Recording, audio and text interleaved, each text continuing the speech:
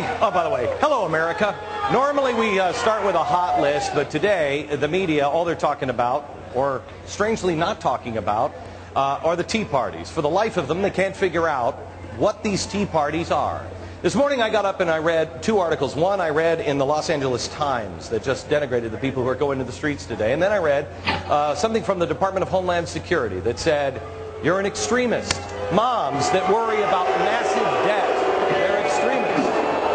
If you happen to believe that a state has a right to tell the federal government, no, we don't want your money, you're a possible threat or extremist. And the government may need to watch you. Well, let me just send a message to Washington and to the DHS. For the next 58 minutes, you can watch all you want, and you should listen, because these people have a few things to say to you.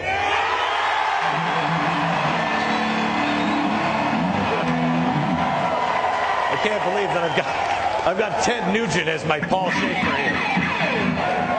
By the way, that also goes to the media. You should watch and listen as well.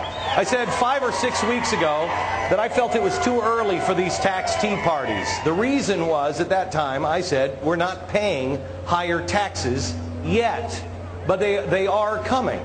But you know, I know it's really hard for the mainstream media to figure out what all these people that they belittle that live outside of LA or Hollywood or Washington, D.C. or New York, and not all the parts of New York, just the important snotty parts of New York. So they continue to think that the tax day tea parties are all about Barack Obama, or they're all for the GOP. It's not because, it's not because they don't try to understand. I don't think they are capable of understanding. But since the media and Stephen Colbert are watching, I'm going to speak very, very slowly, and I'll explain it. As I understand it, at least the way I see it here, these have nothing to do with the Democratic Party other than the Democrats suck.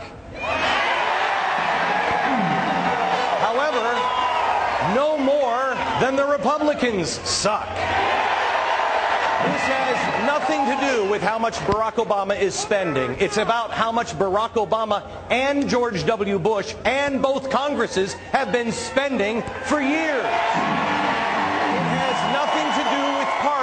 It has everything to do with politicians from those parties lying to the people that they're supposed to serve. America is sick and tired of being sick and tired of lies and corruption and flushing our country down the toilet for their power, for the donkey or for the elephant. I could give a flying crap, and I have a feeling nobody here cares about the donkey or the elephant either. It's about putting our families, it's about putting our children under $12.8 trillion in debt in the last 6 months. All it took was 2 presidents in 6 months to do it. It's about the rule of law, that no one is above the law. If you're here legally or illegally, it applies. You're never too rich, you're never too powerful, you obey the law. It is about the media. It's about the media that has been irresponsible with the truth. It's about unions and big labor politicians who want to take the right to a secret ballot away, which is fundamental in America. It's about, if you write the tax code, you should be able to be smart enough to figure out how to pay your taxes. It is about freedom of speech. It is about freedom of speech. People all around the country today have been called insane, lunatics, extremists, all because they believe in the fundamental principles that our founding fathers understood. But we are not insane or extremists or anything like that. We're just Americans. Americans that actually, and I know this is hard to believe, we're Americans that actually believe in something, unlike those in the media and Washington. These tea parties are about standing in front, quite honestly, of that building. A building that represents a republic that is still sacred. You know, I lived just outside of Valley Forge, Pennsylvania, years ago.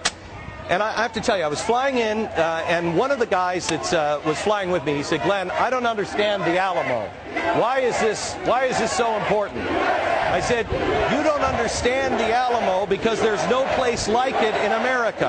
When I lived in Pennsylvania, just outside of Valley Forge, Code Pink could have come into Independence Hall, and nobody would have cared. Nobody would have cared. It would have outraged me because I think something sacred happened in Independence Hall.